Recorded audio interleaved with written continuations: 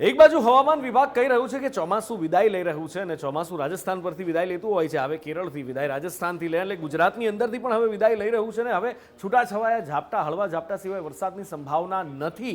પણ બીજી બાજુ અંબાલાલ પટેલ હોય કે પરેશ ગોસ્વામી હોય, હવામાન નિષ્ણાતો એવું કહી રહ્યા છે કે જતા જતા એક રાઉન્ડ જબરજસ્ત આવશે, નવરાત્રી પણ બગાડી શકે એવો રાઉન્ડ આવશે. આખરે હકીકત શું છે, આખરે કોણ સાચું કોણ ખોટું એ જાણવાનો અમે પ્રયત્ન કર્યો. વિંડીમાં થોડું સંશોધન કર્યું અને દક્ષિણ ગુજરાતમાં જે વરસાદની વાત કહેવાય છે એ જોવા મળે છે. પણ એવું કહેવાય છે કે બંગાળની ખાડી ઉપરથી એક સિસ્ટમ આવશે જેવી જન્માષ્ટમી ઉપર આવી હતી અને એ સિસ્ટમ બનતી અહીંયા દેખાય છે મ્યાનમારથી. જી હા, મ્યાનમારથી ટ્રાવેલ કરી અને છેક ગુજરાત સુધી આ સિસ્ટમ કેવી રીતે આવી શકે આપણને નવાઈ લાગે, પણ વિંડીના માધ્યમથી એવું બતાવે છે. આપણે જે આસના વાવાઝોડું આવ્યું હતું કચ્છમાં જમીન પર બન્યું અને પછી એ અરબી સમુદ્રમાં ગયું, એવું જ કંઈક અહીંયા આગળ મ્યાનમારની અંદર આ એક મ્યાનમારની ધરતી ઉપર ડીપ ડિપ્રેશન, ત્યાંથી મિની સાયક્લોન અહીંયા બન્યું અને ત્યાંથી બાંગ્લાદેશ અને ભારતના પૂર્વીય તટ ઉપર આવે છે અને ત્યાંથી એ ધીમે ધીમે 22 તારીખે અહીંયા આગળ જન્મે છે અને સમુદ્રની અંદર આવે છે.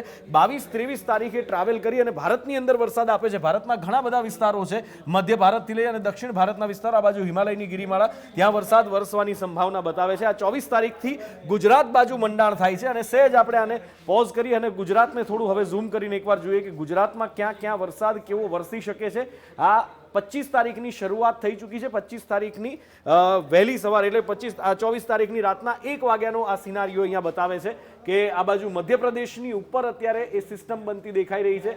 મધ્યપ્રદેશમાં સિસ્ટમ આવી છે અને એ સિસ્ટમ હવે ગુજરાત બાજુ ધીમે ધીમે જ્યારે આવે ત્યારે ગુજરાતમાં ક્યાં કેવો વરસાદ વરસી શકે એ અનુમાન, એ એક્યુમ્યુલેશન વિંડીનું શું છે એના ઉપર એક નજર કરીએ તો ધીમે ધીમે આ સિસ્ટમ છે અહીંયા જલગાંવને ત્યાંથી મહારાષ્ટ્ર અને મધ્યપ્રદેશમાંથી ગુજરાતના દક્ષિણ ભાગમાં આવે છે અને આ એ વરસાદી સિસ્ટમ કે જ્યાં આગળ ભારેથી અતિભારે વરસાદ વરસી શકે એવી સંભાવના વ્યક્ત કરવામાં આવી છે. આમ તો અમદાવાદ સુધી અને આ બાજુ જુનાગઢ સુધી વાદળછાયું વાતાવરણ આ 25 અને 26 તારીખ છે. 26 તારીખે આ બાજુ વલસાડ ને એની આસપાસના વિસ્તારોની અંદર વરસાદ, આ બાજુ છે સુરત સુધી વરસાદ 26 તારીખે વરસી શકે. એની સાથે સાથે ધીમે ધીમે પછી એ સિસ્ટમ નબળી પડે છે જેમ 27 તારીખ આવે છે. પછી મધ્યમથી ભારે વરસાદની સંભાવના જે યલો સ્પોટ છે, પણ ફરી એક રેડ સ્પોટ 27 તારીખે સુરત અને વલસાડની વચ્ચે જોવા મળે છે. એટલે આમ જુઓ તો ગુજરાત માટે 25 થી 27 તારીખ અને પછી ધીમે ધીમે એ સિસ્ટમ અહીંથી ઓસરતી જાય છે અને પછી માત્ર છૂટાછવાયા ઝાપટા વરસી શકે. બાકી ઉત્તર ગુજરાતની અંદર તમે જુઓ કે સૌરાષ્ટ્રમાં કચ્છ, કાઠિયાવાડ, જુનાગઢની ઉપર જાઓ